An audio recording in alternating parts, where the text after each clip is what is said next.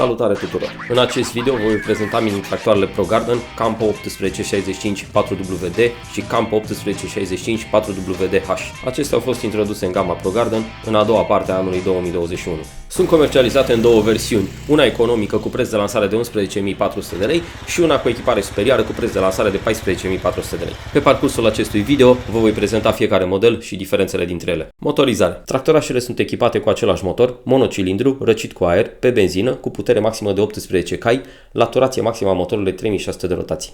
Capacitatea rezervorului de combustibil este de 6,5 litri. Pornirea motorului. Pentru pornire se scoate utilajul din viteză, iar la modelul H se pune transmisia prizei de putere în poziția oprită. Se deschide robinetul de combustibil, se trage șocul, se pune contactul electric și se acționează demarorul cu sfoară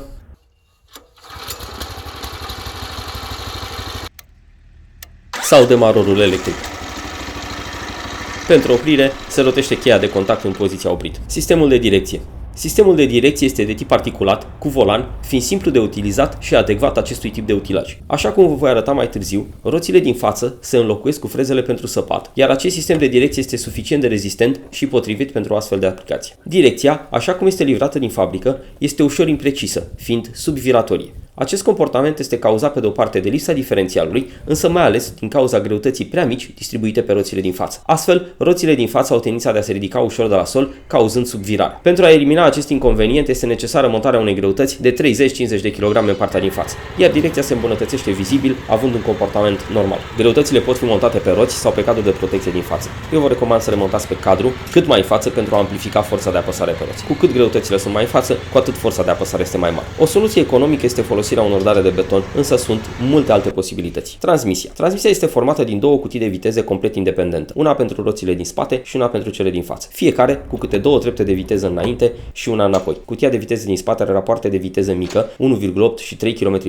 cu 1 km/h în marșalier. Aceasta se folosește pentru sarcini grele și pentru frână de motor. Tractorul nu este prevăzut cu alt sistem de frânare. Transmisia din față are rapoarte de viteze mai mari, de 6 și 11 km/h, cu 4 km/h în marșalier, fiind utilă pentru deplasări și în special pentru freza pământul prin înlocuirea roților cu freze. Din păcate, nu există nicio combinație de trepte de viteze, astfel încât tractorașul să poată fi utilizat în regim 4x4. Cele două cutii de viteze pot fi folosite și în combinația normale, în care roțile din față și cele din spate se învârt în direcții diferite. Nu folosiți utilajul în acest mod. Pe terenul necos pot fi cuplate simultan treptele F2 și F3 pentru a crește tracțiunea, însă roțile din față vor patina. În acest exemplu, tractorașul se află în treapta F3, iar sarcina totală este mult depășită, fiind de aproximativ 1700 kg. Greutatea fiind distribuită mai mult pe roțile din spate, tractorașul pierde aderența și începe să patineze. Vom încerca o plecare de pe loc, în rampă, cu sarcină mare, în treapta F1, adică treapta 1, spate. Încet, tractorașul pleacă de pe loc, deoarece greutatea pe punta din spate este mai mare și forța de tracțiune este mai bună. Însă, atunci când remorca ajunge într-o zonă cu înclinare mai mare, din cauza încărcăturii foarte mari, și aderența roților din spate devine insuficientă. În această situație, cuplarea suplimentară a roților din față poate contribui semnificativ la creșterea tracțiunii, chiar dacă roțile din față patinează. Această modalitate de plasare trebuie folosită doar în caz de necesitate, deoarece generează uzură foarte mare a anvelopelor și a transmisiei. În aceste secvențe, toate cele 4 roți au tracțiune, însă deoarece roțile din față au viteză mai mare și aderență mai mică, acestea patinează. Chiar și așa, ajută foarte mult la creșterea forței de tractare. Sistemul de lumini. Tractorașul este prevăzut cu sistem de iluminare și semnalizare LED. Comanda acestuia este în partea stângă a postului de conducere, lângă cheia de contact. Farul are două faze. Sistemul de semnalizare este instalat doar în partea din spate și nu este unul rutier, iluminarea fiind continuă, nu intermitentă. Semnalizarea are lumină galbenă și roșie. Lumina roșie are două trepte. Deoarece utilajul este echipat cu acumulator de start de 12 V, acest sistem funcționează și cu motorul oprit. Postul de conducere. Tractorașul este echipat cu scaun reglabil, ergonomic, învelit în burete și acoperit cu material impermeabil. Acesta este confortabil și poate fi utilizat în condiții bune pentru perioade lungi de timp. În partea dreaptă a volanului se află schimbătorul de viteze pentru roțile din față. În stânga sunt butoanele pentru sistemul de iluminare și semnalizare. Volanul este cu 3 spițe și nucă pentru o prindere mai bună. Accelerația are comandă la mână, fiind poziționată pe coloana de direcție. Pedala de ambreiaj este poziționată în partea stângă. Aceasta este maneta pentru comanda sistemului hidraulic, disponibilă doar la modelul H. În funcție de modelul de utilaj, sunt disponibile două sisteme de prindere a accesorilor tractate. Chiar dacă dimensiunea prinderii este aceeași, mecanismul de ridicare este diferit. La modelul de bază este manual, cu pârghie, iar la modelul Campo 1856 4WH este hidraulic. Litera H de la sfârșitul denumirii modelului premium reprezintă echiparea cu sistem de ridicare hidraulică. Acest sistem este util pentru multe operații, însă este obligatoriu pentru freza tractată, care nu poate fi utilizată fără instalația hidraulică. Setul de livrare. Ambele modele conțin în setul de livrare roțile cu anvelopă din cauciuc, cu dimensiune de 600x12 pentru partea din spate și 400x8 pentru partea din față. Un set de roți metalice pentru puntea spate, care se utilizează împreună cu frezele frontale, având rol de frânare, și un set de freze cu discuri laterale pentru montarea în locul roților. De asemenea, utilajul este livrat cu cric pentru a fi ridicat atunci când trebuie înlocuite roțile. Și desigur, tractorașul în două versiuni, Campo 1856 4WD cu sistem de ridicare manual cu pârghie și versiunea Campo 1856 4WDH prevăzut cu instalație hidraulică cu pompă electrică. Această versiune este livrată în plus cu freză tractată cu conectare la priza de putere. Freza tractată nu poate fi utilizată pe modelul de bază, cel fără H la final, din următoarele motive. Sistemul de ridicare manual nu are suficientă forță pentru a ridica greutatea frezei tractate, precum și lipsa adaptorului pentru priza de putere, un fel de mini cutie de viteze, care este livrată numai cu versiunea H. Transmisia frezei tractate este cu lanț. În continuare vă voi prezenta o parte din operațiile posibile cu aceste utilaje și eventuale inconveniente. Tractorașele sunt dezvoltate în jurul modelului de bază, care a fost conceput pentru a simplifica operația de frezare a pământului făcută cu motocultoare mari de 13 până la 18 cai. Astfel, aceasta este prima funcție pentru care este optimizat.